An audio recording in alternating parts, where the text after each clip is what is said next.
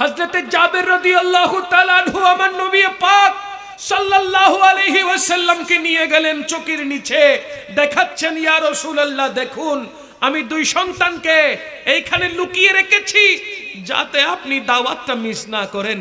ইয়া রাসূলুল্লাহ আমার এই দুই সন্তানটা তো আল্লাহর পেয়ারা হয়ে গেছে, আপনি দয়া করে খাবার গ্রহণ করুন। বড় সাদ করে বড় আহ্লাদ করে আপনাকে দাওয়াত করেছি ইয়া রাসূলুল্লাহ।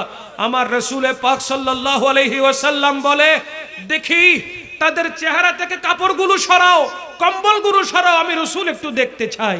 এই দুনিয়ার মধ্যে সবচাইতে বেশি কাকে ভালোবাসি?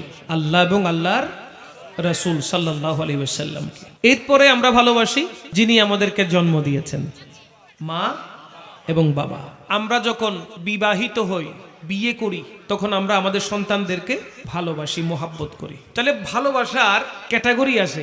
কোন সন্তান তার মাকে বাবাকে যেরূপ ভালোবাসে ওই সন্তান দুনিয়ার আর অন্য কোনো মা বাপকে ওই রকম ভালো। আবার কোন সন্তান আল্লাহ এবং রাসূল সাল্লাল্লাহু আলাইহি ওয়াসাল্লামকে যেরূপ ভালোবাসে সেরূপ মা বাপকে ভালোবাসে না। তাহলে ভালোবাসার একটি ক্যাটাগরি আছে, ভালোবাসার একটি স্তর আছে। আল্লাহ সুবহানাহু ওয়া তাআলা এবং রাসূল সাল্লাল্লাহু আলাইহি ওয়াসাল্লামের ব্যাপার যখন আসে তখন গোটা সৃষ্টি জগৎ বলে এখানে সমস্ত ভালোবাসা একদিকে, নবীর ভালোবাসা আর আল্লাহর ভালোবাসা আরেকদিকে। কথা বলেন ঠিক কিনা? এটা কি আমরা মন থেকে বলছি নাকি এমনি মুখ থেকে ঠিক বের বলছি? কোত্থেকে বলছি? মন থেকে, অন্তর থেকে বলছি। কারণ কি রাসূল পাক সাল্লাল্লাহু আলাইহি ওয়াসাল্লাম হাদিসে পাকে ইরশাদ করেছেন, ওয়ান আনাস ইবনে মালিক রাদিয়াল্লাহু তাআলা আনহু ক্বালা ক্বালা রাসূলুল্লাহ সাল্লাল্লাহু আলাইহি ওয়াসাল্লাম লা ইউমিনু আহাদুকুম হাত্তা আকুনা আহাব্বা ইলাইহি মিন ওয়ালাদিহি ওয়া ওয়ালাদিহি ওয়ান নাসি আজমাইন আও কামা ক্বালা আলাইহিমুস সালাম আলা লা ঈমানা লিমান লা মুহাব্বাতা লাহু। চিৎকার দিয়ে বলেন সুবহানাল্লাহ।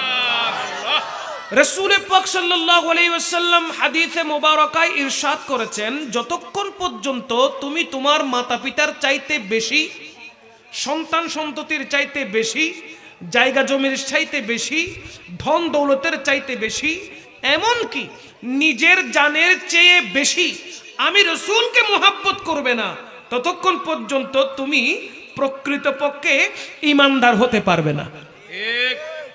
তাহলে বোঝা গেল কি দুনিয়ার সমস্ত ধন দৌলত একদিকে, মাতা পিতার ভালোবাসা একদিকে, সন্তানদের ভালোবাসা একদিকে, শুধু আমার নবীর ভালোবাসা আরেকদিকে। ঠিক কিনা বলেন?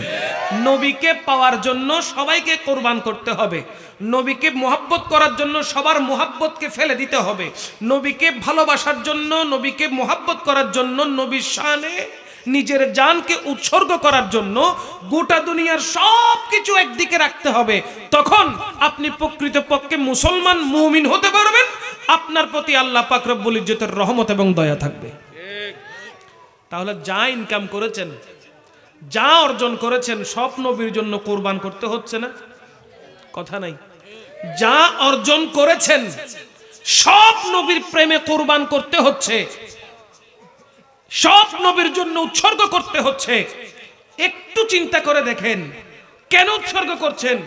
যেহেতু কবর জগৎটা আলোকিত হতে হবে, কাল হাসরের ময়দানে নবীজির সুপারিশ পেতে হবে। কবর জগৎটা আলোকিত হতে হবে, কাল হাসরের ময়দানে নবীজির সুপারিশ পেয়ে জান্নাতে যেতে হবে। সে কারণে দুনিয়ার জিনিস দুনিয়াতে রেখে, দুনিয়ার জিনিস দুনিয়াতে রেখে নবীর জন্য আমরা পাগল। আমার কথা বুঝতে পেরেছেন? আমরা পাগল কেন? যেহেতু দুনিয়ার জিনিস, দুনিয়ার সম্পর্ক, দুনিয়ার দ্বন্দ্বলত, দুনিয়ার স্বর্ণরূপা সব দুনিয়াতে থাকবে। রাসূলে পাক সাল্লাল্লাহু আলাইহি ওয়াসাল্লাম আমাদের জন্য দুনিয়াতেও আছেন, কবরেও আছেন, হাসরেও থাকবেন, জান্নাতেও থাকবেন। এজন্য সর্বস্ব ত্যাগ করে সাহাবায়ে কেরাম আল্লাহর কাছে দামি হয়েছেন। আমরাও দামি হতে চাই কিনা? আওয়াজ নাই। আমরাও দামি হতে চাই কিনা? মনে রাখবেন, যারা বলে শুধু আল্লাহকে মানো, নবীকে মেনো না, তারাও হকের পথে নাই। যারা বলে নবীকে মানো আল্লাহকে মেনো না, তারাও হকের পথে নাই। যারা শুধু কোরআনের কথা বলে, নবী পাক সাল্লাল্লাহু আলাইহি ওয়াসাল্লামের হাদিসে মুবারকা ছেড়ে দেয়, তারাও হকের পথে নাই। যারা শুধু হাদিস নিয়ে থাকে, কোরআনকে ছেড়ে দেয়, তারাও হকের পথে নাই। যারা কোরআন এবং সুন্নাহ নিয়ে জীবন গঠন করে, তারাই প্রকৃতপক্ষে হকের পথে আছে। আমরা সেই পথে থাকতে চাই কি না? কে কি বলছে সেদিকে দেখার দরকার নেই। আপনি কি কোন পথে আছেন, আপনাকে রাসূল সাল্লাল্লাহু আলাইহি ওয়াসাল্লাম সুপারিশ করছে কিনা, আগে আপনাকে সেটা দুনিয়াতে থাকা অবস্থায় নিশ্চিত করতে হবে। কেন? আপনার দম যখন বন্ধ হয়ে যাবে, নিঃশ্বাস যখন চলে যাবে, মারা যখন যাবেন, তখন আর আমল করার কোনো সুযোগ থাকবে? বলেন না থাকবে? যখন আপনি সোজা হয়ে যাবেন, কথা বলার শক্তি পাবেন না, দম যখন বন্ধ হয়ে যাবে, মনে রাখবেন তখন আর কোনো আমল কাজে আসবে না, চাইলেও ঈমান আর আনতে পারবেন না। এজন্য যতক্ষণ নিঃশ্বাস আছে হকের পথে থাকেন, ন্যায়ের পথে থাকেন। কবরে গেলেও শান্তি, হাসরের ময়দানেও সুপারিশ পাওয়ার সুযোগ আছে না নাই? এই জন্য আমরা একটাই কথা বলি, নবী ছাড়া নাই সাহারা, নবী ছাড়া নাই সাহারা, জানো গো দুনিয়া ওয়ালা, নবী মোদের নয়ন মনি, নবী গলার মালা, নবী ছাড়া নাই সাহারা। ঠিক কিনা বলেন? আদম থেকে ঈসা নবী,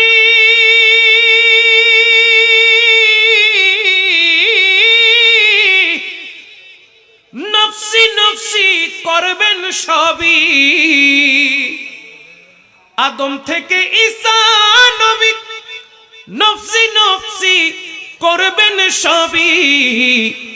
উম্মতি উম্মতি বলে, উম্মতি উম্মতি বলে কাঁদবেন উম্মতওয়ালা, নবী ছাড়া নাই, পড়েন, নবী ছাড়া নাই সাহারা, জানো গো দুনিয়া ওয়ালা, নবী মোদের নয়ন মনি, নবী গলার মালা, নবী ছাড়া নাই। বলেন নাই। অনেকেই বলবে শুধুমাত্র আল্লাহকে চাও, আল্লাহর কাছে সাহায্য প্রার্থনা করো। আচ্ছা, এমন কোন বান্দা আছে যেই বান্দা আমলের উপরে ভর করে আল্লাহ পাক রব্বুল আলামিনের কাছে চাইতে পারবে? এমন কোন বান্দা আছে আমলের অহংকার করতে পারে? এমন কোন বান্দা নেই যার আমল ভারী হয়েছে, যে কোনোদিন গুনাহ করে নাই, যে কোনোদিন পাপ কাজ করে নাই, যে কোনোদিন ফরজ নামাজ কাজা করে নাই, যে কোনোদিন রোজা কাজা করে নাই। এমন কোন বান্দা আপনি চিরুনি অভিযান করলেও খুঁজে পাবেন না। এমন কোন বান্দা আপনার সামনে নাই। বান্দা যখন হয়েছেন, অপরাধ হবে, পাপ হবে, এটা স্বাভাবিক। কিন্তু আল্লাহ পাক রব্বুল আলামিন বান্দাকে মাফ করে দেওয়ার জন্য তওবার দরওয়াজা খুলে রেখেছেন। তওবার দরওয়াজা কতক্ষণ থাকবে? কোন বান্দা যতক্ষণ পর্যন্ত মৃত্যুর শয্যায় শায়িত হবে না, জান যতক্ষণ বের হবে না, ততক্ষণ পর্যন্ত ওই বান্দার তাওবা করার সুযোগ আছে। তাওবা করার কি আছে? সুযোগ আছে। বান্দা তাওবা করার পর আল্লাহর যদি দয়া হয়, ওই বান্দার তওবাকে কবুল করবে।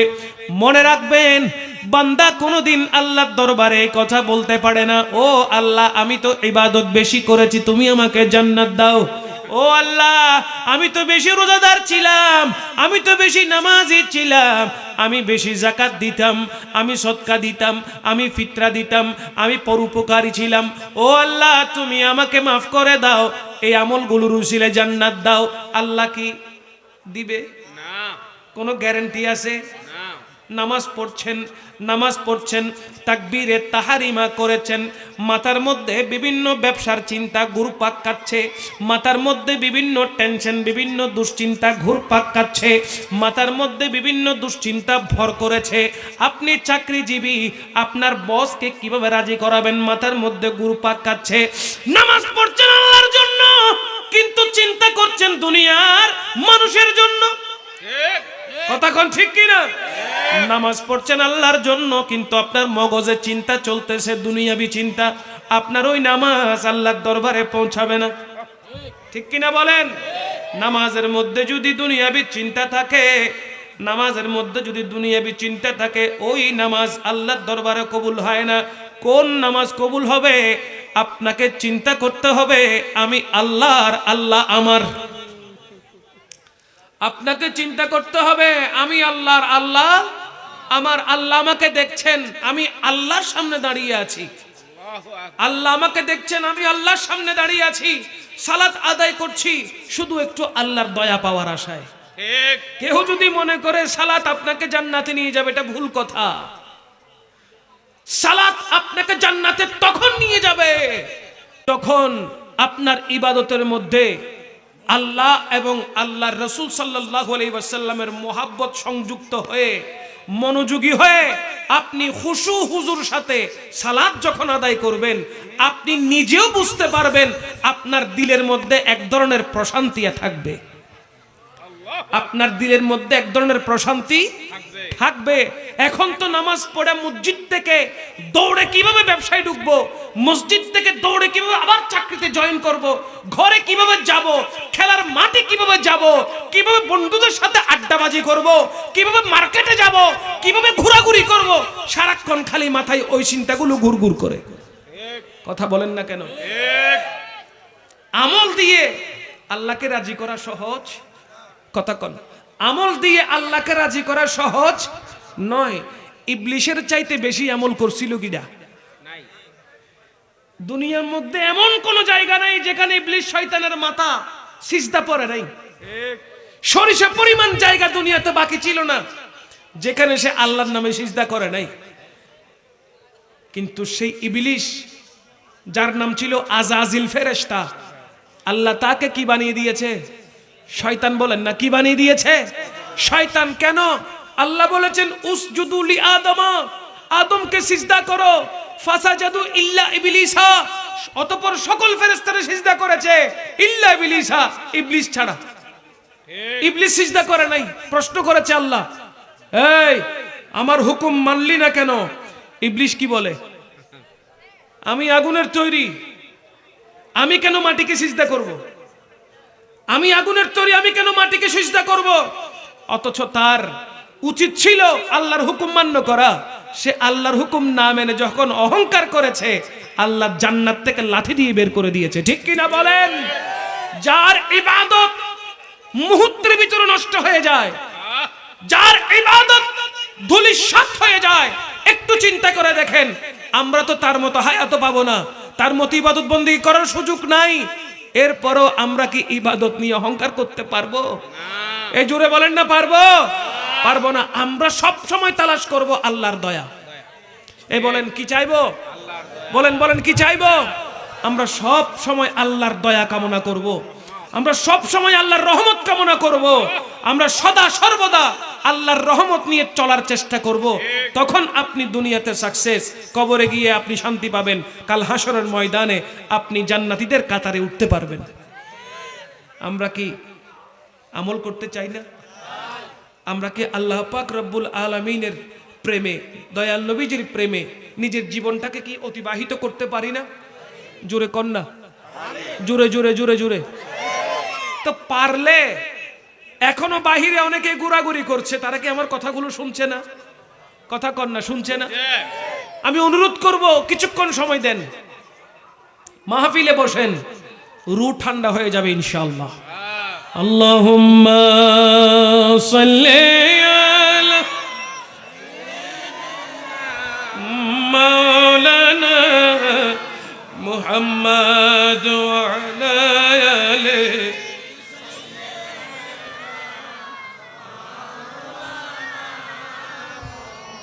আমার নবীকে মোহাব্বত করতে গিয়ে সাহাবায়ে কেরামগণ ঘন্টার পর ঘন্টা সময় দিয়েছেন, বসেছিলেন, নবী পাক সাল্লাল্লাহু আলাইহি ওয়াসাল্লামের সাথে ছিলেন, ছায়ার মতো লেগে থাকতেন। আর আমরা কিছুক্ষণ সময় বসতে বললে বিভিন্ন কাজের অজুহাত দিয়ে পালিয়ে চলে যায়। ইবাদত বন্দেগীর কথা বললে, নামাজের কথা বললে, রোজা রাখার কথা বললে, সৎকার কথা বললে, ফিতরার কথা বললে, আমরা যদি একটু বলি ইবাদত বন্দেগী করার জন্য আসো, আসো বন্ধু, রাস্তার মধ্যে দাঁড়িয়ে না থেকে মুয়াজ্জিন আজান দিচ্ছে, চলো বন্ধু একসাথে নামাজে যাই, তখন বন্ধুর কাজ বেড়ে যায়, ঠিক কি না? অথচ মনে রাখবেন সমস্ত কাজ থেকে নামাজ উত্তম, সমস্ত কাজ থেকে নামাজ উত্তম, এমনকি আরামের ঘুম থেকেও নামাজ উত্তম। সুতরাং মনে রাখবেন নামাজ কাজা করা যাবে না। নবীকে মোহাব্বত করলে, নবীকে ভালোবাসলে, আল্লাহ পাক রব্বুল আলামিনকে যদি ভয় করেন, তাহলে কোন বান্দা নামাজ কাজা করতে পারে? এজন্য বলবো নামাজ কি বলো না কাজ আছে, কাজকে বলো আমার, মাশাআল্লাহ, নামাজকে বলো না কাজ আছে, কাজকে বলো আমার। নামাজের দরকার আছে না নাই? এই জোরে কন্যা আছে না নাই? ফজরের ওয়াক্ত যখন হয়, মুয়াজ্জিন যখন বলে আসসালাতু খায়রুম মিনান নাওম, বলে না নামাজে আছে না, আজানে আছে না, আসসালাতু খায়রুম মিনান নাওম। অর্থ কি? সালাত ঘুমের চাইতে নামাজ উত্তম, ঘুমের চেয়ে নামাজ উত্তম। ফজর চলে যায় ঘুমের মধ্যে, ঠিক না? ল্যাপের নিচে, কম্বলের নিচে যখন নাক ডেকে ডেকে ঘুমায়, শয়তান মাথা মেসেজ করে দেয়, শরীর মেসেজ করে দেয়, মুয়াজ্জিন আজানের ধ্বনি উচ্চারণ করে, আল্লাহু আকবার, আল্লাহু আকবার। তখন আমরা ল্যাপে, কম্বলের নিচে, বিছানার মধ্যে শুয়ে আছি, মুয়াজ্জিন বলে আল্লাহু আকবার, আল্লাহু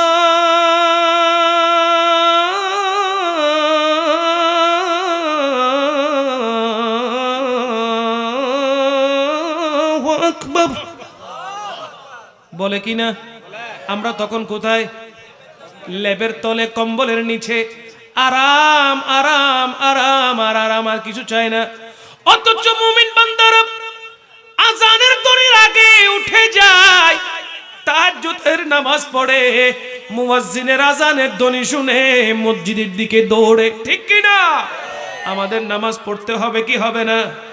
কোন বান্দার নামাজ মিস যেন না যায়, কারণ যাদের উপরে নামাজ ফরজ হয়েছে অবশ্যই তাদেরকে নামাজ আদায় করতে হবে। অসুস্থ থাকলেও নামাজ আদায় করতে হবে। পায়ে হেঁটে মসজিদে আসতে পারছেন না, ঘরে বসে থাকলেও নামাজ পড়তে হবে। আপনি বসা থেকে উঠতে পারেন না, দাঁড়াতে পারেন না, বসে বসে হলেও নামাজ আদায় করতে হবে। আপনি বসতে পারেন না, প্যারালাইজড রোগী, আপনি শুয়ে আছেন, ফিকর ফতোয়া হলো, আমার নবীর হাদিস হলো, শুয়ে শুয়ে হলেও আপনাকে নামাজ আদায় করতে হবে। এবার আপনি পানি ধরতে পারছেন না, ঠান্ডা লেগে যাচ্ছে, আপনি গরম পানি ব্যবহার করে ওযু বানিয়ে নামাজ পড়তে হবে। গরম পানির ব্যবস্থা নাই, পানিও নাই, ওযু করতে পারছেন না, আমার নবী তায়াম্মুমের ব্যবস্থা করে দিয়েছেন। মাটি দ্বারা তায়াম্মুম করে হলেও নামাজ পড়তে হবে। এক কথায় নামাজ মিস দেওয়া যাবে না, নামাজ পড়তেই হবে, নামাজ পড়তে হবে। বড় নিয়ামত এই নামাজ। আসসালাতু মি'রাজুল মুমিনিন, আমার নবী বলেছেন মুমিনের জন্য সালাত হলো মেরাজ। মুমিনের জন্য সালাত কি? মেরাজ। আমার নবী আরো বলেছেন আসসালাতু মিফতাহুল জান্নাহ, সালাত পড়লে, নামাজ আদায় করলে জান্নাতের চাবি পাওয়া যায়। তো জান্নাতের চাবির মালিক হলে জান্নাতের মালিক হওয়া যাবে না? বলেন না যাবে কি না? কিন্তু মনে রাখবেন আপনার নামাজের ভিতরে নবীজির মোহাব্বত লাগবে, আপনার নামাজের ভিতরে দয়াল নবীজির মোহাব্বত ভালোবাসা লাগবে, খুশু খুজু লাগবে। অনেকেই বলে নামাজের ভিতরে নবীর খেয়ালের চাইতে নবীর খেয়ালের চাইতে গরু গাদার খেয়াল করা উত্তম। জোরে পড়েন না নাউজুবিল্লাহ। আচ্ছা আপনি বলেন তো, এই কথা কোনো মুমিন মুসলমান বলতে পারে? হ্যাঁ, একদল মুসলমান বলতে পারে, যারা মুনাফিক। যারা কি? এই কথাগুলো মুনাফিক ছাড়া কোনো মুমিনের মুখ দিয়ে বের হবে না। কারণ নামাজ এটা এমন এক ইবাদত যেটা ধনী গরিব সবাই পড়তে পারে। ডেইলি 5 ওয়াক্ত এই নামাজ সবার পড়ার সুযোগ আছে, পড়তে পারে। এনেছেন আমার নবী রহমতুল লিল আলামিন। এই নামাজ, এই সালাত এমন এক ইবাদত, এই সালাত যারা কায়েম করে, এই সালাত যারা পড়ে, আল্লাহ পাক রব্বুল আলামিনের স্পেশাল নজর ওই বান্দার দিকে ডেইলি 5 বার থাকে। ডেইলি কবার? কথা কয় না। ডেইলি কয়বার?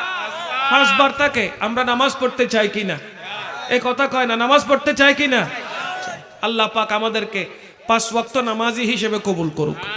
আল্লাহ পাক রব্বুল আলামিন এই নামাজের কথা, সালাতের কথা কোরআনুল কারীমের মধ্যে 82 বার এনেছেন। কয়বার? একটা সালাতের কথা 82 বার এনেছেন, 82 বার ইঙ্গিত দিয়েছেন, সালাত আদায়ের কথা বলেছেন। মুমিন মুসলমান যদি নামাজ আদায় করে, যত সালাত আদায় করবে, ওই মুমিন মুসলমানটা আল্লাহর তত বেশি কাছে চলে যাওয়ার সুযোগ পাবে। আমরা আল্লাহর কাছে যেতে চাই না? রুহানি ভাবে, রুহের শক্তি দ্বারা আমরা আল্লাহ পাক রব্বুল আলামিনের সান্নিধ্য পেতে চাই কি চাই না? আল্লাহর রহমত পেতে চাই কি না? তখন বান্দার জবানটা এমন হয়ে যাবে, বান্দা হাত তুলে যা বলবে আল্লাহ তা কবুল করবে। বান্দা হাত তুলে যা বলবে আল্লাহ তা কবুল করবে। আল্লাহ পাক রব্বুল আলামিন আমাদেরকে বেশি বেশি সালাত আদায় করার তৌফিক দান করুক। সালাতের ভিতরে নবী আছে না নাই? আজানের ভিতরে নবী আছে না নাই? রোজার ভিতরে নবী আছে না নাই? হজের ভিতরে নবী আছে না নাই? যাকাতের ভিতরে নবী আছে না নাই? ঈমানের ভিতরে নবী আছে না নাই? তো নবী নাই কোথায়? প্রত্যেক জায়গায় আমার নবী। জোরে কোন, প্রত্যেক জায়গায় আমার নবী আছে। নবী ছাড়া ঈমান হয় না, নবী ছাড়া আমল হয় না, নবী ছাড়া কোনো কিছুই হয় না। আল্লাহ নবী ছাড়া দয়া করে না। তো যারা এই ভুলে আছে, নবী বাদ দিয়ে আল্লাহ পাওয়া যাবে, আমি বলবো সাবধান হয়ে যান। নবী ছাড়া আল্লাহ পাক রব্বুল আলামিনের দরবারে আল্লাহ পাক রব্বুল ইজ্জতকে রাজি করা এক কথায় অসাধ্য ব্যাপার। আল্লাহ কখনো নবী ছাড়া কোনোদিন কোনো কথা বলেন নাই, নবী ছাড়া কারো কোনো কথা শুনবেন না। ঠিক কিনা বলেন? এই জন্য নবীর দরকার আছে, নবী পাক সাল্লাল্লাহু আলাইহি ওয়াসাল্লামের মুহাব্বতের দরকার আছে। নবী পাক সাল্লাল্লাহু আলাইহি ওয়াসাল্লামের জন্য আপনার জান কুরবান করবেন। আমার নবী সরকার পাক সাল্লাল্লাহু আলাইহি ওয়াসাল্লাম যদি কবুল করে থাকেন, আপনার মান সম্মান ইজ্জতকে এমন ভাবে সমুন্নত করবেন, এমন ভাবে বাড়িয়ে দেবেন, দুনিয়ার মানুষ আপনাকে দেখে দেখে ঈর্ষা করবে, আপনাকে দেখে দেখে ঈর্ষা করবে। কিভাবে আপনি আপনার সম্মান এত উঁচু করেছেন, খালি সেই চিন্তা করতে থাকবে। আল্লাহ পাক আমাদেরকে নবী পাক সাল্লাল্লাহু আলাইহি ওয়াসাল্লামকে বেশি বেশি মুহাব্বত করবার তৌফিক দান করুন। আল্লাহুম্মা সাল্লি আলা সাইয়্যিদিনা মুহাম্মাদ ওয়া আলা আলিহি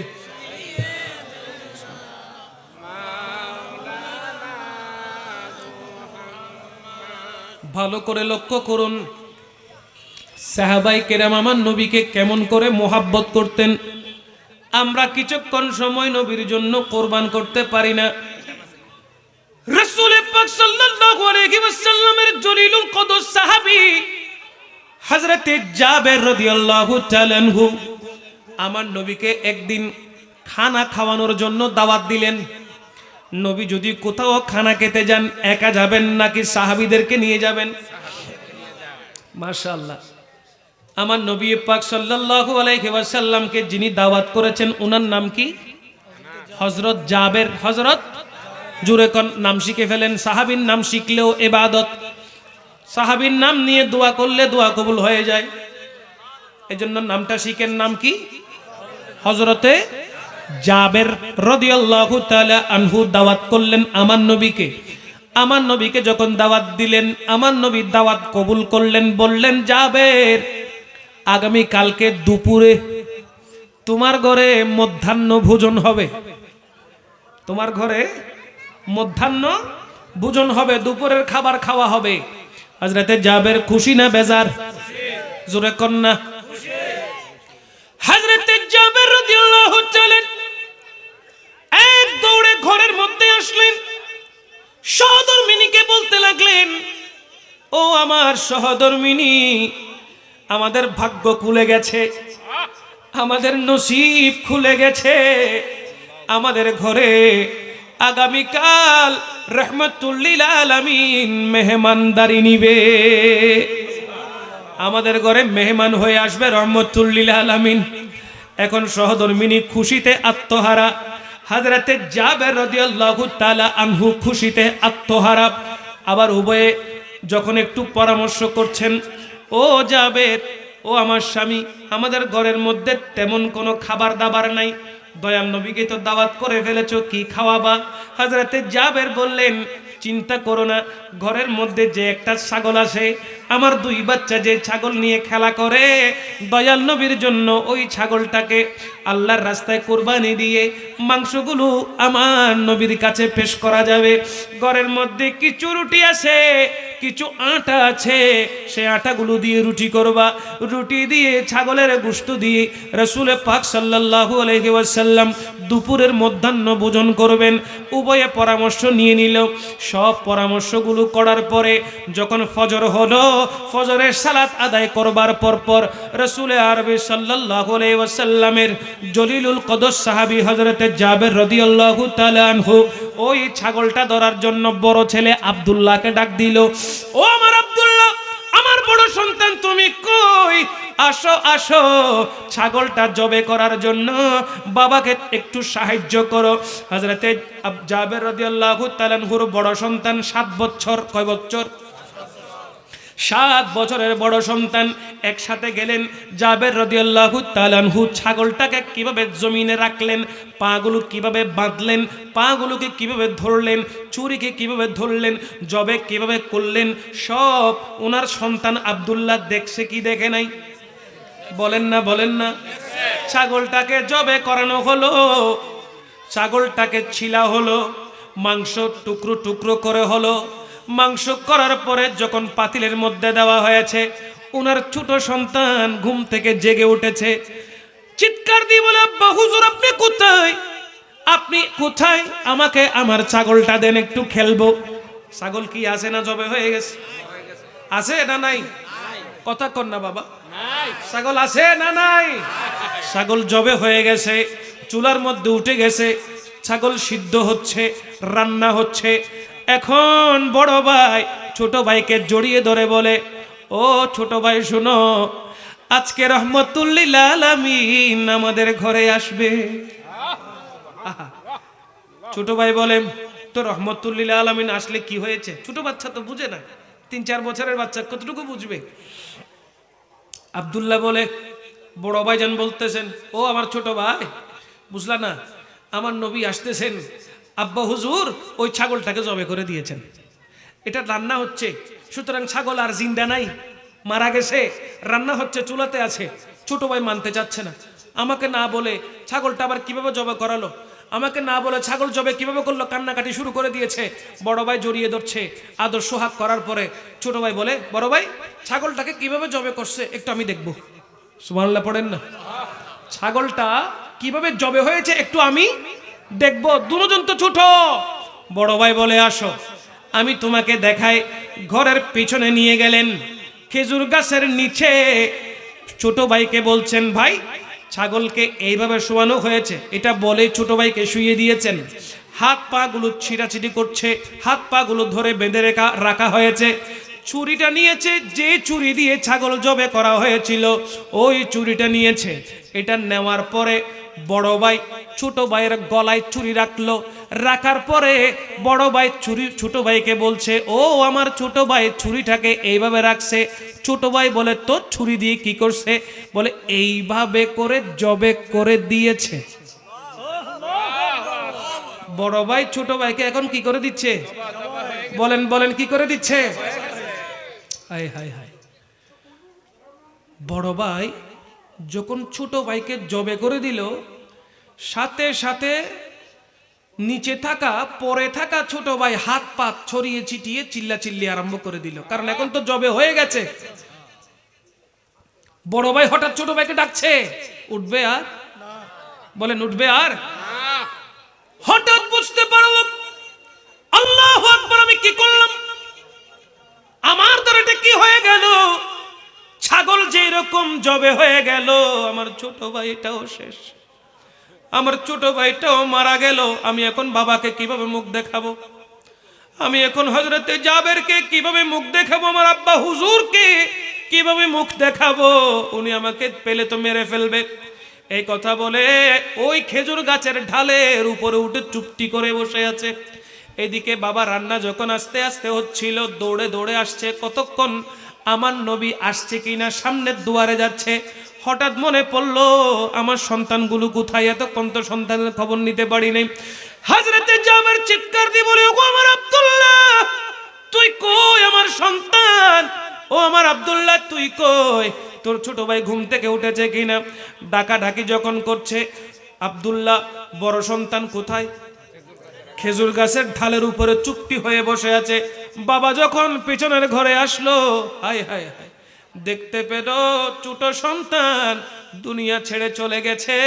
ইন্না লিল্লাহি ওয়া ইন্না ইলাইহি রাজিউন।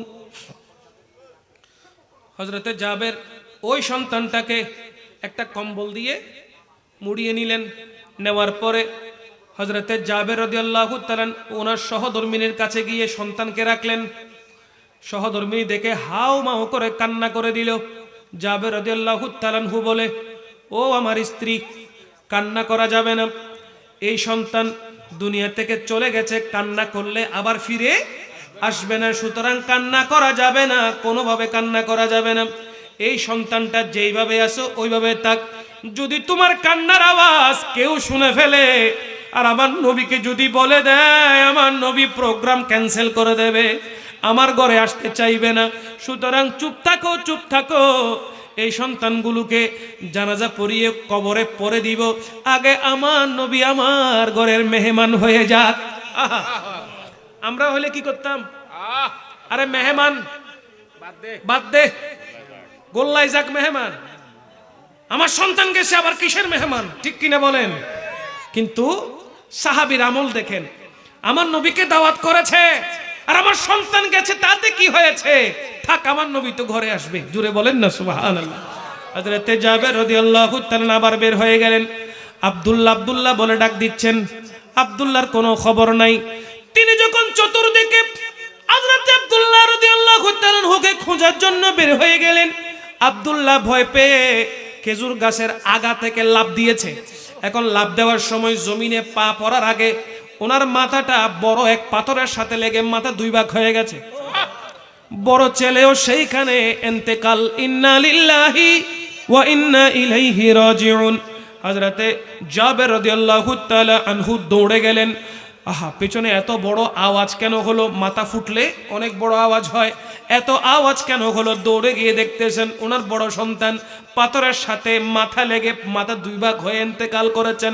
হযরতে জাবের রাদিয়াল্লাহু তাআলা কান্না করে দিয়েছেন, চোখের পানি ছেড়ে দিয়েছেন। হায় হায়, কি অবস্থা, কি অবস্থা!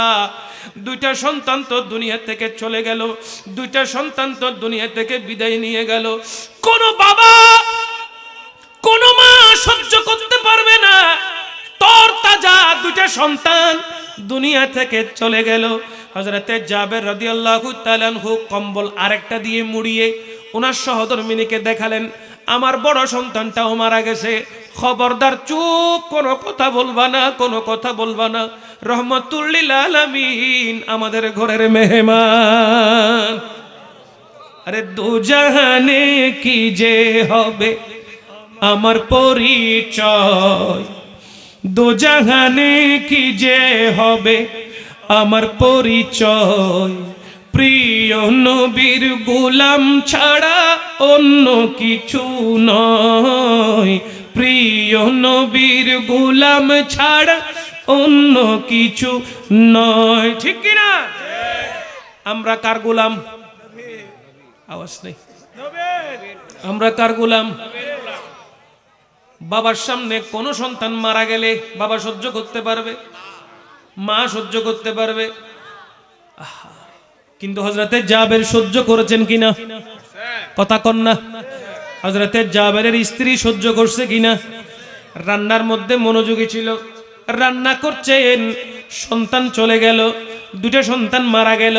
হযরতে জাবের রাদিয়াল্লাহু তাআলা আনহু দুটো সন্তানকে দুটো কম্বল দিয়ে পেঁচিয়ে চকির নিচে দুই সন্তানকে ঢুকিয়ে রাখলো যাতে কেউ না দেখে।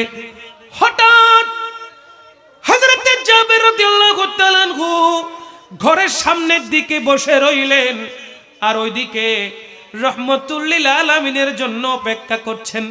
দেখা গেল আমার নবী উটের উপরে সওয়ারি হয়ে জাবের রাদিয়াল্লাহু তাআলা আনহুর ঘরের দিকে আসতেছে। কার ঘরের দিকে? কথা কোন কার? হযরতে জাবের রাদিয়াল্লাহু তাআলা আনহুর ঘরের দিকে আসছেন। দৌড় দিছেন। হযরতে জাবের রাদিয়াল্লাহু তাআলা দৌড়ে গেলেন, আমার রাসূল সাল্লাল্লাহু আলাইহি ওয়াসাল্লামের উটের লাগাম ধরলেন। রাসূল পাক সাল্লাল্লাহু আলাইহি ওয়াসাল্লামের উটের লাগাম ধরলেন। এত খুশি, আমার নবীকে দেখে এত খুশি, রাসূল করিম সাল্লাল্লাহু আলাইহি ওয়াসাল্লামকে এক বেলা খানা খাওয়াতে পেরে এত খুশি, এত আনন্দিত। জাবের রাদিয়াল্লাহু তাআলা আনহুর সন্তানদের কথা উনি নিজে ভুলে গেছেন। জোরে বলেন না সুবহানাল্লাহ। আয় হায় হায়, হযরতে জাবের রাদিয়াল্লাহু তাআলা উটের লাগাম ধরেছেন, টানতে টানতে টানতে টানতে ঘরের উঠানের সামনে এনে রাখছেন। এবার আমার নবী উট থেকে নিজের পা মোবারক জমিনে রাখবেন, এক পা এখনো উটের সাথে আরেক পা জমিনে রেখেছেন। ওই অবস্থায় আল্লাহ পাক রব্বুল আলামিন হযরতে জিবরাইল আলাইহিস সালামকে আমার নবীর কাছে পাঠিয়ে দিলেন। হযরতে জিবরিল আমিন আসলেন, আমার নবীর কাছে এসে বলছেন, ইয়া রাসূলুল্লাহ, ইয়া হাবিবাল্লাহ, আল্লাহর পক্ষ থেকে ওহী নিয়ে এসেছি। আল্লাহ হুকুম করেছেন আপনি যখন খাবার টেবিলে বসবেন, আপনি যখন দস্তরখানায় বসবেন, খানা খাইতে বসবেন, আল্লাহ বলেছে জাবেরের দুই সন্তানকে নিয়ে খানার টেবিলে বসতে।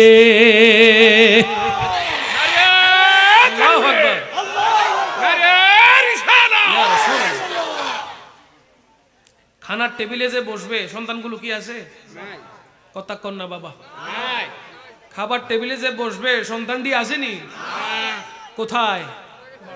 ইন্তেকাল হয়ে গেছে, মারা গেছে, ঠিক কি না? হায় হায় হায় হায়। কিন্তু আল্লাহর হুকুম কি? সন্তান দুইটারে লইয়া খানা খাইতে হইব, দুই সন্তানকে নিয়ে খাবার টেবিলে বসতে হবে, খানা খেতে হবে। হায় হায়, আমার নবী ভিতরে ঢুকলেন। দয়াল নবীর সাথে সাথে সাহাবায়ে কেরামগণ ঢুকলেন। সবাই গোল করে বসলেন, খাবার দেওয়া হচ্ছে। আমার নবীর সামনে ছাগলের গোশতগুলো রাখা হলো, রুটি রাখা হলো, পানি রাখা হলো। হযরতে জাবের রাদিয়াল্লাহু তাআলা আনহু অনুরোধ করছেন, ইয়া রাসূলুল্লাহ, খাবার তো তৈরি, মেহেরবানি করে খাবার গ্রহণ করুন। আমার নবী বলে, আমার দুইজন মেহমান এখনো বসে নাই।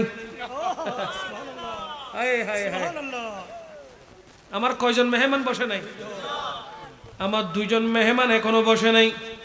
হযরতে জাবের রাদিয়াল্লাহু তাআলা প্রত্যেক সাহাবীর চেহারার দিকে তাকালেন, দেখে সব সাহাবী তো আসছে। হুজুর কোন দুজনের কথা বলে? আমার নবী বলতেছেন, দুজন মেহমান নিয়ে আসো। ইয়া রাসূলুল্লাহ, কোন দুজন মেহমান? বলে, তোমার দুই সন্তানকে আমার সামনে নিয়ে আসো। হায় হায়। হযরতে জাবের রাদিয়াল্লাহু তাআলা চুপ রইলেন, কিছু বললেন না। ইয়া রাসূলুল্লাহ, খাবার তো ঠান্ডা হয়ে যাচ্ছে, আপনি দয়া করে খাবার গ্রহণ করুন। আমার নবী বলে, ও জাবের, তুমি কি শুনো নাই কি বলেছি? তোমার দুই সন্তানকে আমার সামনে নিয়ে আসো। এই কথা বলতে না বলতে ওনার সহধর্মিনী ভিতর থেকে হু হু করে কান্না শুরু করে দিল। হযরতে জাবের বলে, ইয়া রাসূলুল্লাহ, ইয়া হাবিবাল্লাহ, আপনি দাবি করছেন দুই সন্তানকে আপনার সামনে আনার জন্য, আমি কেমনে দুই সন্তানকে আনবো? আপনি আসার আগে আগে অ্যাক্সিডেন্টে আমার দুই সন্তান আল্লাহর কাছে চলে গেছে। আমার দুই সন্তান আল্লাহর ডাকে সাড়া দিয়েছে, আল্লাহর কাছে চলে গেছে। আপনার সামনে আমার এই সন্তানগুলোকে কেমনে আনবো ইয়া রাসূলুল্লাহ? এক সন্তান জবে হয়ে ইন্তেকাল করেছে, আরেক সন্তান গাছ থেকে পরে মাথা দুই ভাগ হয়ে ইন্তেকাল করেছে। কেমন করে আপনার সামনে আনবো? আমার নবী বলে, জাবের রে, তোর দুই সন্তানকে ছাড়া দয়াল নবী খানা মুখে নিতে পারবে না। তোমার দুই সন্তানকে ছাড়া দয়াল নবী খানা মুখে নিবে না। তোমার দুই সন্তানগুলো কই? আমি রাসূলকে সেখানে নিয়ে চলো, আমি নবী তোমার সন্তানগুলোকে দেখতে চাই। সাথে সাথে হযরতে জাবের রাদিয়াল্লাহু তাআলা আনহু আমার নবী পাক সাল্লাল্লাহু আলাইহি ওয়াসাল্লামকে নিয়ে গেলেন চকির নিচে, দেখাচ্ছেন, ইয়া রাসূলুল্লাহ দেখুন, আমি দুই সন্তানকে এইখানে লুকিয়ে রেখেছি যাতে আপনি দাওয়াতটা মিস না করেন। ইয়া রাসূলুল্লাহ, আমার এই দুই সন্তানটা তো আল্লাহর পেয়ারা হয়ে গেছে, আপনি দয়া করে খাবার গ্রহণ করুন। বড় স্বাদ করে, বড় আহ্লাদ করে আপনাকে দাওয়াত করেছি ইয়া রাসূলুল্লাহ। আমার রাসূলে পাক সাল্লাল্লাহু আলাইহি ওয়াসাল্লাম বলে, দেখি তাদের চেহারা থেকে কাপড়গুলো সরাও, কম্বলগুলো সরাও, আমি রাসূল একটু দেখতে চাই। হযরতে জাবেরের সন্তান এখন জিন্দা না মরা? জোরে কোন, জিন্দা না মরা? নবী পাক সাল্লাল্লাহু আলাইহি ওয়াসাল্লামের নবুয়তের নজর যদি পাথরের দিকে পড়ে, ওই পাথর জিন্দা হয়ে যায়, পাথরের জবান খুলে যায়, পাথরও কালমা পড়ে ফেলে। দয়াল নবীর ইশারা যদি আসমানের সূর্যের দিকে পড়ে, যেই সূর্য ডুবে যায় সেটাও আবার উঠে যায়। আমার নবীর ইশারা যদি আসমানের চাঁদের দিকে পড়ে, সেই আসমানের চাঁদ আঙ্গুলের ইশারায় দুই টুকরা হয়ে যায়। কথা কোন ঠিক কিনা? নবীর ইশারায় আসমানের চাঁদ দুই টুকরা হইছে কি হয় নাই? সূর্য ডুবে গেছে, নবী পাক হাত দিয়ে ইশারা করেছে, পশ্চিম দিকে সূর্য ডুবেছে, আবার পশ্চিম দিকে হাতের ইশারায় সূর্য উঠে গেছে।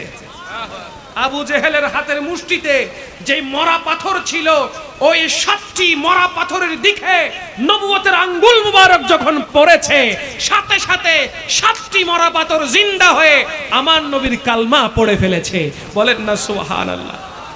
নবী ইশারা করলে মরা, কথা কন না, নবী ইশারা করলে মরা। ক্ষমতা দিছে কে? এ কথা কন কে? হযরত জাবের রাদিয়াল্লাহু তাআলা আমার নবীর এই নবুয়ত দেখলেন, দুই সন্তান নবীর কদম জড়িয়ে ধরলেন। আমার নবী হুকুম দিলেন, ও জাবের, এই সন্তানগুলোকে খানার টেবিলে বসাও। সুবহানাল্লাহ। সবাই মিলে খানা যখন শুরু করবে, আমার নবী বলে, ও সাহাবীরে, যে ছাগলের গোশত এখন তোমরা খাবা, ওই ছাগলের হাড্ডির মধ্যে দাঁত বসাবে না। হাড্ডির মধ্যে, ছাগলের হাড্ডি আছে না নাই? বলে ওই ছাগলের হাড্ডির মধ্যে কি বসাবে না? দাঁত বসাবে না। মাংসগুলো হাতে ধরে খাবে, কিন্তু হাড্ডিতে কোনো দাঁত লাগাবে না। আহা, আমার নবীর কথা সাহাবায়ে কেরাম অক্ষরে অক্ষরে পালন করে কি করে না? জোরে কোন, করে কি করে না? আমার নবী বিসমিল্লাহ বলে খাবার শুরু করলেন। আমার নবীর শুরু করা দেখে সমস্ত সাহাবায়ে কেরাম খাবার শুরু করলেন। এটা হলো খাবারের আদব, এটা খাবারের। অনেক বিয়ে বাড়িতে দেখা যায় 6 জনের করে টেবিল সাজানো হয়, ঠিক না? এই 6 জনের টেবিল সাজানোর পরে এমন অনেকেই আছে, খাবার সামনে আনা হয়েছে, ভাত আছে, মুরগির মাংস আছে, ছাগলের মাংস আছে, ডিম আছে, 6 পিস করে দেওয়া হয়, ঠিক কিনা বলেন? এখানে কিছু কিছু খাদক দেখা যায় নিজে আগে তাড়াতাড়ি নিয়ে খাওয়া শুরু করে, বাকি 5 জন বসে থাকে। এটা খাবারের আদব নয়, এটা খাবারের আদব। এই টেবিলের মধ্যে যিনি বয়োজ্যেষ্ঠ, এই টেবিলের মধ্যে যিনি সম্মানিত, এই টেবিলের ভিতরে যিনি আলেম, এই টেবিলের ভিতরে যিনি হাফেজে কোরআন, আল্লাহ পাক রব্বুল আলামিন যাদেরকে সম্মানিত করেছেন, আপনি আগে তাদেরকে ডান পাশ থেকে খাবার দিবেন। কোন পাশ থেকে? আপনি ডান পাশ থেকে খাবার পরিবেশন করবেন। পরিবেশন করার পর, সবাই নেওয়ার পর একটু অপেক্ষা করবেন। যিনি বয়োজ্যেষ্ঠ, যিনি মুরব্বী, যিনি আলেম, উনি বিসমিল্লাহ বলছে কিনা উনি বিসমিল্লাহ বললে আপনিও বিসমিল্লাহ বলবেন, এটা হলো খাবারের আদব। এটা কি খাবারের? অনেক সময় দেখা যায় খাবারের টেবিলে খাবার সাজানো আছে, দূরে একটা মুরগির মাংস পড়ে আছে, আপনি এখান থেকে দাঁড়িয়ে গিয়ে ওই মুরগির মাংসটাকে টেনে আবার সামনের দিকে নেন, ঠিক কিনা বলেন না? এটা খাবারের আদব নয়। আপনার সামনে যেটা আছে আপনি সেটা নেন। যদি আপনার দূরের কিছু লাগে আপনার সহযোগীকে বলেন যে ওইটার থেকে একটু আমাকে দেন, আমার খেতে ইচ্ছে করছে, তখন আপনি খাবেন। তবে যত কম খেতে পারবেন, আবার বলছি, যত কম খেতে পারবেন আপনার রূহ তত শক্তিশালী হবে, নফস তত দুর্বল হবে। এজন্য আমার নবী পাক সাল্লাল্লাহু আলাইহি ওয়াসাল্লাম খাবার খাওয়ার সময় এক ভাগ খালি রাখতে বলেছেন। এখন তো অনেক তো আছে প্যান্ট চেইন খুলে দেয়, আছে না নাই? লুঙ্গি থাকলে গিট্টু খুলে দেয়, হয় আজকে তো খামু সাড়ে আলামু। কথা বলেন ঠিক কিনা? নিজের হাত পরের ভাত, নিজের হাত পরের ভাত। এবার সিস্টেম হইতেছে ডানে এবং বামে আর তাকানোর সুযোগ নাই, ডান হাত এবং বাম হাত দিয়ে একসাথে চালাবো, পারলে হাতে পায়ে চালাবো। আছে না নাই? এ জোরে বলেন আছে না নাই? সাবধান, এটা খাবারের নিয়ম নয়, আদব নয়। আমার নবী আদব শিক্ষা দিচ্ছেন সাহাবায়ে কেরামদেরকে। আমাদের ওই আদব অনুযায়ী চলতে হবে কি হবে না? বলেন না কেন? চলতে হবে কি না? ইনশাআল্লাহ বলেন। সাহাবায়ে কেরাম, আমার নবী যখন বিসমিল্লাহ বললেন, সাহাবায়ে কেরাম খাবার খেলেন। এখন খাবার শেষ, আমার নবী বলছেন, ও সাহাবীরে, যত হাড় তোমাদের সামনে আছে সবগুলোকে একত্রিত করে আমি রাসূলের সামনে আনো। প্রত্যেক হাড়গুলোকে একত্রিত করে আমার নবীর সামনে যখন আনা হলো, আমার নবী ওই হাড়গুলোর উপরে হাত মুবারক রাখলেন। নবুয়তের হাত মুবারক রেখে হাড়কে উদ্দেশ্য করে বলতে লাগলো, ও ছাগল, ও ছাগল, পূর্বে যেই রকম ছিলিস আবার তুই সেই রকম হয়ে যা। পূর্বে যেই রকম ছিলি আবার সেরকম হয়ে যা। চিন্তা করে দেখেন, যেই ছাগলকে জবে করা হয়েছে, যেই ছাগলকে চিলা হয়েছে, যেই ছাগলকে ছুরি দিয়ে টুকরো টুকরো করে রান্না করা হয়েছে, গোশতগুলো সাহাবায়ে কেরাম খেয়ে ফেলেছেন, হজম হয়ে গেছে, শুধু হাড্ডি থেকে আমার নবী পুনরায় আবার ছাগল বানিয়ে দিয়েছে। ক্ষমতা দিছে কে? জোরে বলেন কে? ওই ছাগল আবার জিন্দা হয়েছে। আমার নবী পাকের ভালোবাসা, জাবের রাদিয়াল্লাহু তাআলা আনহু যে আমার নবীকে ভালোবেসেছেন, ওই ভালোবাসা কেমন ছিল একবার চিন্তা করে দেখেন। যে ভালোবাসার শক্তি, পাওয়ার এত বেশি ছিল, সন্তান কুরবান হয়ে যাচ্ছে, সন্তানের দিকে তাকাচ্ছে না, নবীর দিকে তাকাচ্ছে। সন্তান দুনিয়া থেকে চলে যাচ্ছে, ওদিকে কোনো খেয়াল নাই, খেয়াল নবীর দিকে। আমার নবী আসবে, আমার নবী আসবে, রাহমাতুল লিল আলামিনের জন্য জান কুরবান। সন্তান কি এরকম সন্তান হাজারটা গেলেও ইয়া রাসূলুল্লাহ আমি কুরবান করে দিতাম আপনার কদমে। জোরে বলেন না সুবহানাল্লাহ। মনে রাখবেন, আমরা দামি হব নবীকে যদি পাই, আমরা দামি হব নবীর গোলামি যদি করতে পারি, আমরা সম্মানিত হব যদি নবীর গোলামি করতে পারি। অনেকেই তো আছে উদ্ভট কিছু কথা বলে, আমি ভাইদেরকে অনুরোধ করব, ভাইরে উদ্ভট কথা বইল না, অন্তত পক্ষে আল্লাহকে ভয় করো। দুনিয়া ছাড়তে হবে, দুনিয়া থেকে যেতে হবে, এমন কোনো কথা বলো না যে কথার দ্বারা সহজ সরল মুসলমানগুলো মিসগাইড হয়ে জাহান্নামের দিকে চলে যাবে। ওই রকম কোনো কথা বলো না, যেহেতু সহজ সরল মুসলমানগুলোকে আল্লাহ পাক রব্বুল আলামিন এলমে দ্বীনের তেমন কোনো জ্ঞান দেন নাই, তাই তাদেরকে মিসগাইড করে দিও না। তাদেরকে বলে এ কথা বলো না যে ঈদে মিলাদুন নবী বেদাত, সেটা করা যাবে না। ঈদে মিলাদুন নবী তাবাররুক বেদাত, সেটা করা যাবে না। এ কথা বলা যাবে না। উরুস করা বেদাত, এ কথা বলা যাবে না। মনে রেখো, লাইলাতুল কদর, লাইলাতুল বারাত, লাইলাতুল মেরাজ, ঈদুল ফিতর, ঈদুল আজহা, যত রকমের ইবাদত বন্দেগী আছে, যত নিয়ামত আছে, সমস্ত নিয়ামত পেয়েছেন ঈদে মিলাদুন নবীর কারণে। জোরে বলেন ঠিক কিনা? ঈদে মিলাদুন নবী না হলে ঈদুল ফিতর হতো না, ঈদুল আজহা হতো না, ঈদে মিলাদুন নবী না হলে লাইলাতুল মিরাজ, লাইলাতুল বারাত, লাইলাতুল কদর হতো না, যদি ঈদে মিলাদুন নবী না হতো ইয়াউমে আরাফা হতো না, সালাত হতো না, হজ হতো না, যাকাত হতো না, রোজা হতো না। সমস্ত নিয়ামত আল্লাহর দরবার থেকে রাসূল পাকের উম্মতগণ পেয়েছেন শুধুমাত্র ঈদে মিলাদুন নবীর কারণে, নবীজির শুভাগমনের কারণে। কথা বলেন ঠিক কি না? তো সেই মিলাদুন নবীর বিরোধিতা কি আমরা করতে পারবো? কারণ মিলাদুন নবী না হলে তো এই সমস্ত ঈদ পাইতাম না, ঠিক কি না বলেন? আপনি ঈদুল ফিতর বলেন, এটা হলো আমলের ঈদ। 30 দিন রোজা রাখছেন, কদিন? 30 দিন মাহে রমজানের রোজা রাখার পরে আপনি পাচ্ছেন ঈদুল ফিতর। এটা হলো আমলের ঈদ। কিসের ঈদ? জুড়ে বলেন না। ঈদুল আজহা আমলের ঈদ। 2 ঈদ হলো আমলের ঈদ। আবার বলছি 2 ঈদ হলো কিসের ঈদ? আর ঈদে মিলাদুন নবী হলো ঈমানের ঈদ। ঈদে মিলাদুন নবী কিসের ঈদ? ঈমানের ঈদ। তো ঈমানের ঈদ না মানলে আমলের ঈদ মানা যাবে? আচ্ছা, যে ব্যক্তি ঈমান আনে নাই সে আমল করে কি লাভ হবে? আপনি লা ইলাহা ইল্লাল্লাহু মুহাম্মাদুর রাসূলুল্লাহ পড়েন নাই, ঈমান আপনি আনেন নাই, তো আপনি নামাজ পড়ছেন, কাজ হবে? রোজা রাখতেছেন, কাজ হবে? বলেন না, বলেন না।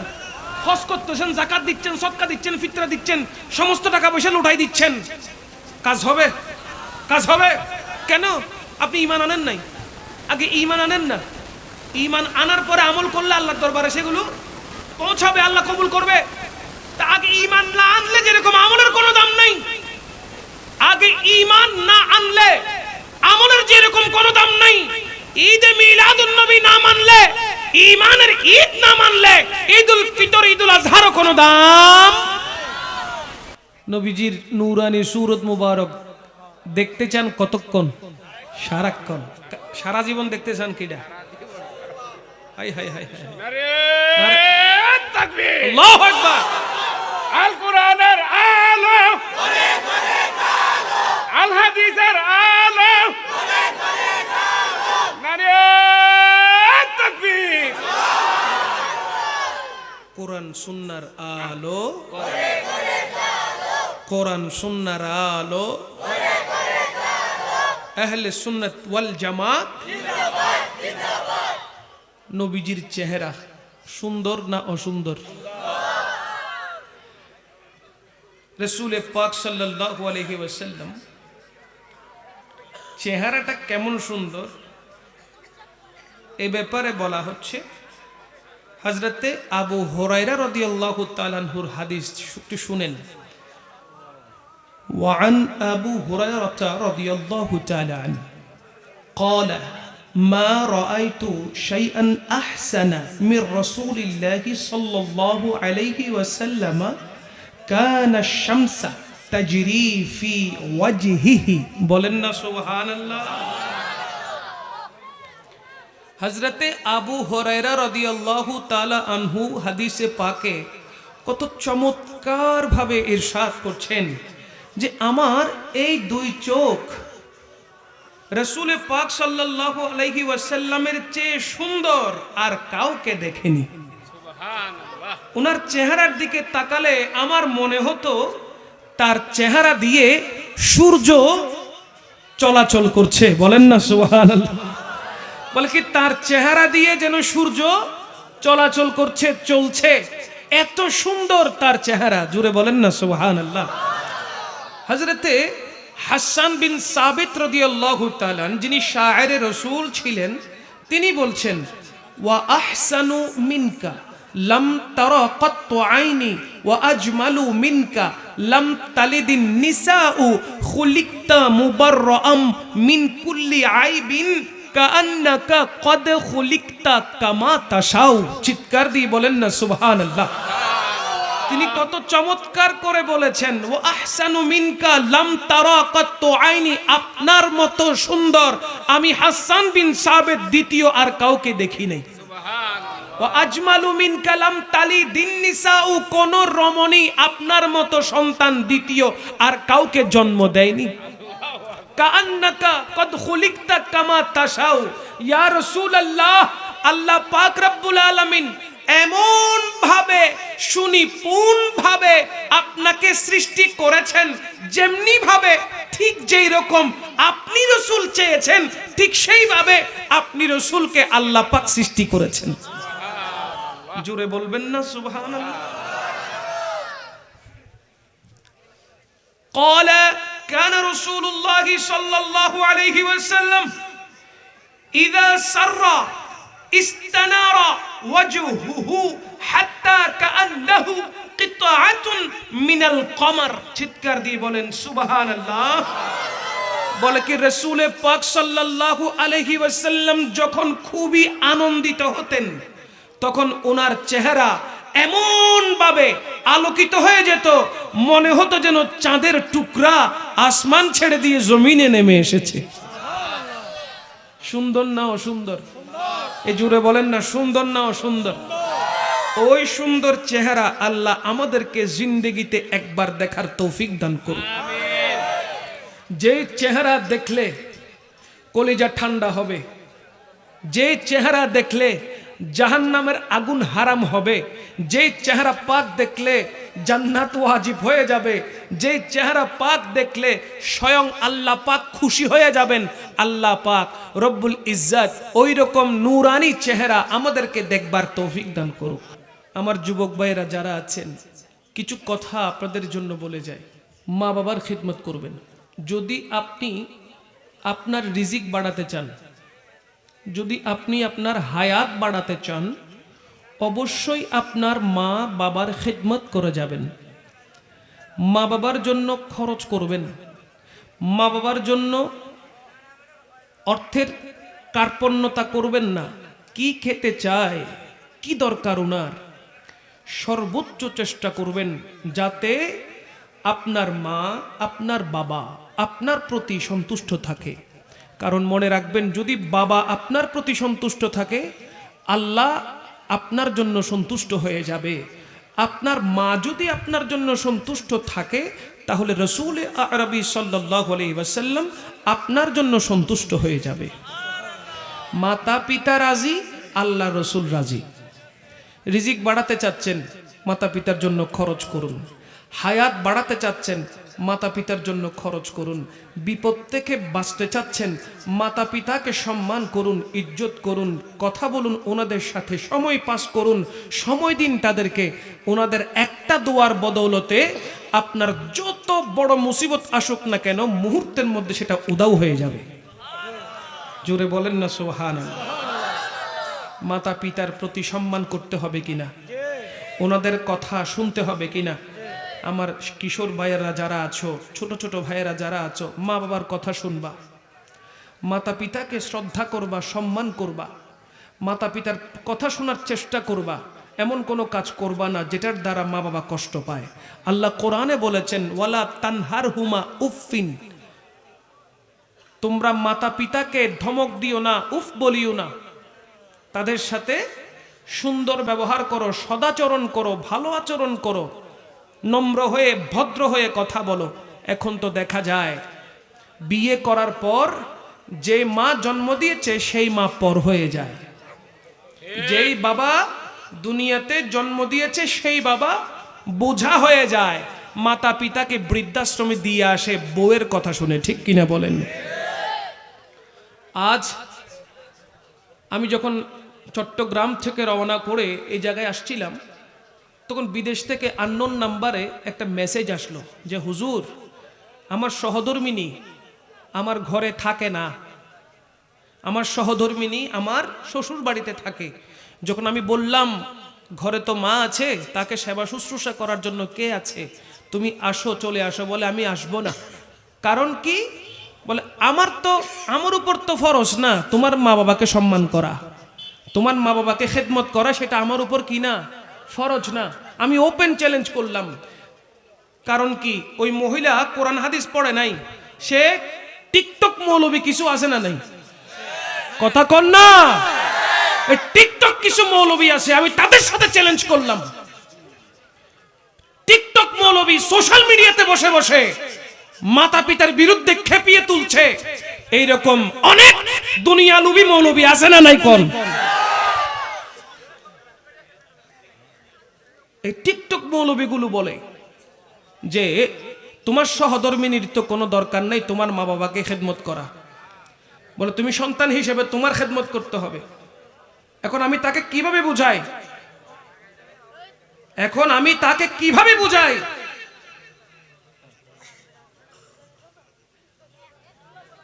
তার সহধর্মিনী যদি তার শ্বশুর শাশুড়ির খেদমত না করে, আমি তার একটা বুদ্ধি দিছি।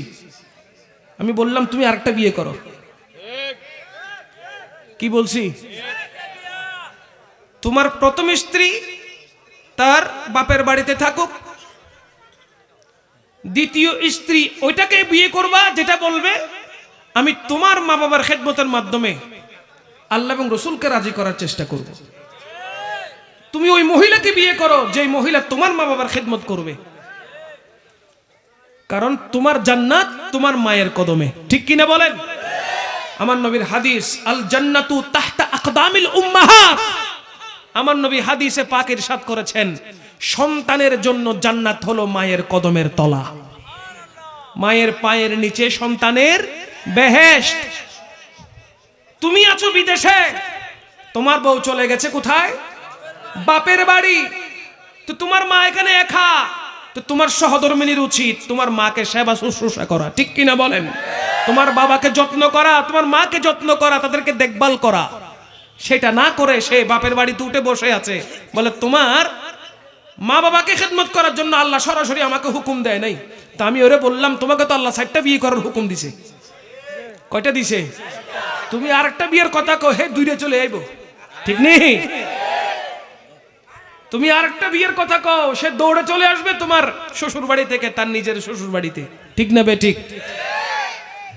মনে রাখবেন, এটা তো বর্তমান নাকি আইন জারি হয়েছে যে দ্বিতীয় বিয়ে করতে হলে প্রথম বধূর অনুমতি লাগতো না। আর এটা তো 1450 বছর আগে আমার নবী কোরআনের মাধ্যমে হুকুম জারি করে দিয়েছেন। দ্বিতীয় বিয়ে না, 4টা বিয়ে করতেও কোনো অনুমতি লাগবে না।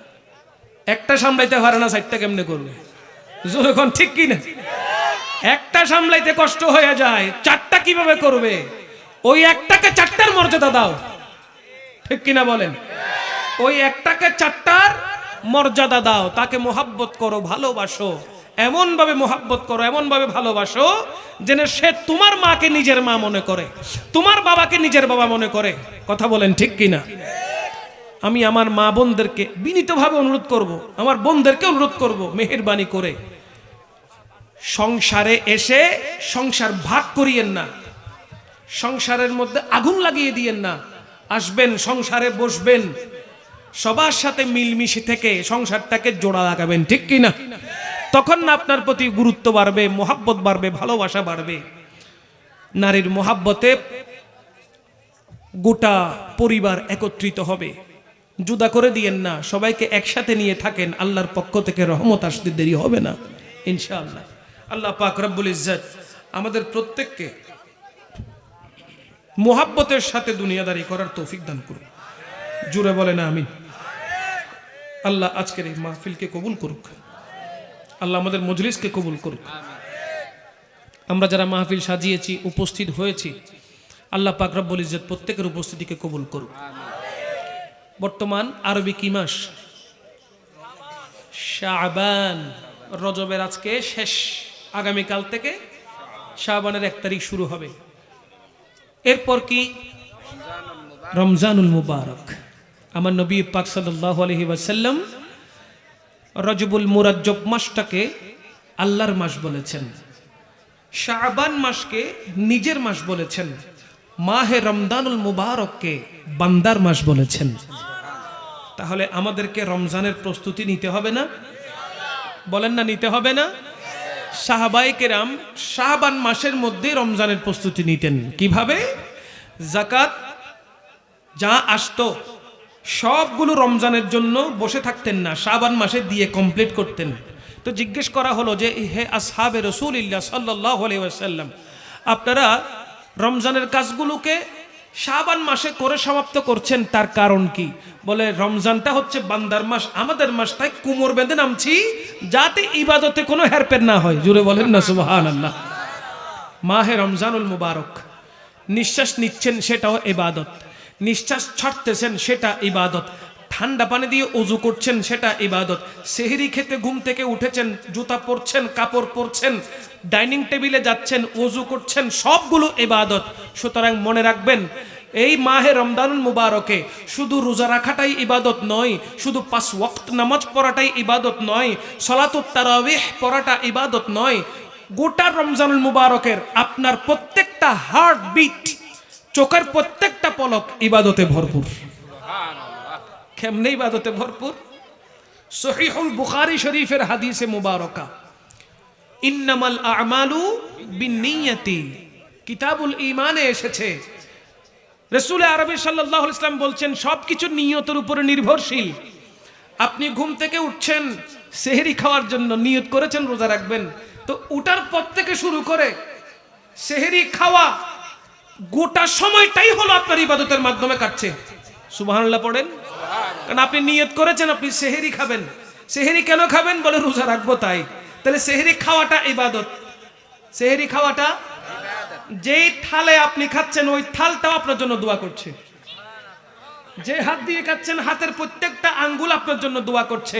তাই আমি হাত জোর করে অনুরোধ করব, খাবার সেটা ইফতারের সময় হোক, সেটা সেহরির টাইমে হোক, হাতের আঙ্গুলগুলো দিয়ে খাওয়ার চেষ্টা করবেন, চামচ দিয়ে নয়। হাতের আঙ্গুল দিয়ে মেখে খেতে যে শান্তি, চামচ দিয়ে খেতে কিন্তু সেই শান্তি নাই। সুতরাং আমরা সব সময় রাসূল সাল্লাল্লাহু আলাইহি ওয়াসাল্লামের আদর্শকে ফলো করব। মাহে রমজানুল মুবারকটাকে প্রতি বছরে একবার আল্লাহর পক্ষ থেকে সুবর্ণ সুযোগ হিসেবে, অফার হিসেবে লুটে নিব, অফার হিসেবে লুফে নিব। কারণ কি?